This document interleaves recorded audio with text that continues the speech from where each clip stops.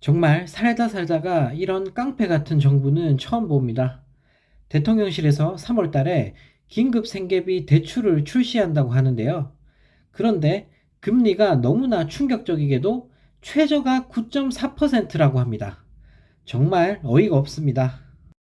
은행들이 대출 이자 파티 벌이는 거 보고 많이 부러웠던 걸까요? 이젠 하다하다 대통령실에서 무슨 사채업자도 아니고 서민들 주머니를 직접 털겠다고 나서고 있습니다. 네, 불과 얼마 전에 은행들 보고 금리 장사하지 말라고 공개적으로 발언을 한 윤 대통령인데요. 본인이 국민들 돈 뜯어야 돼서 은행 보고 하지 말라고 한 걸까요? 긴급 생계비라면서 어떻게 이자를 9.4%나 받을 수 있습니까? 도대체 이런 멍청한 정책은 누구 머리에서 나오는 건지 참 한심하다는 생각이 듭니다. 그러면서 대한민국 영업사원이라고 떠들고 다니고 허접한 명함까지 만들더니 윤 대통령이 정말 나라를 제대로 팔아먹고 있습니다. 네, 이런 와중에 지난해 우리나라 무역 수지가 60조 1328억 원 적자를 기록했다고 하는데요. IMF 이후 최악의 수준이자 북한보다도 낮은 수치라고 합니다. 정말 어이가 없습니다.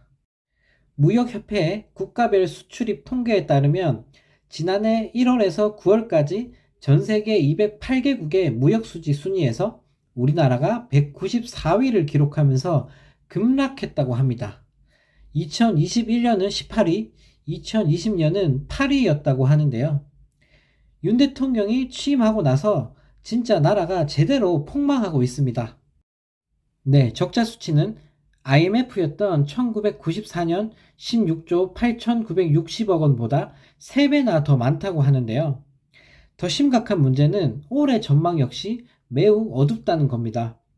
윤 정부는 오로지 부자 감세만 외쳐대면서 아무런 대책도 없는 데다가 1년 넘게 이어진 무역 수지 적자에 대해서도 중동 특수만 외치고 있는데요.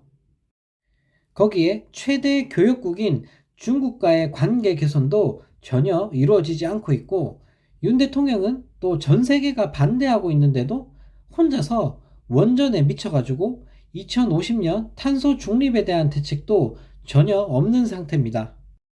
네, 정말 큰일인데요. 보통 심각한 문제가 아닙니다. 나라가 제대로 망하고 있는 중인데 우리나라 언론에서는 이런 소식을 찾아보기가 힘든 상황입니다. 대통령 하나 잘못 뽑은 대가가 너무나 가혹한 요즘입니다.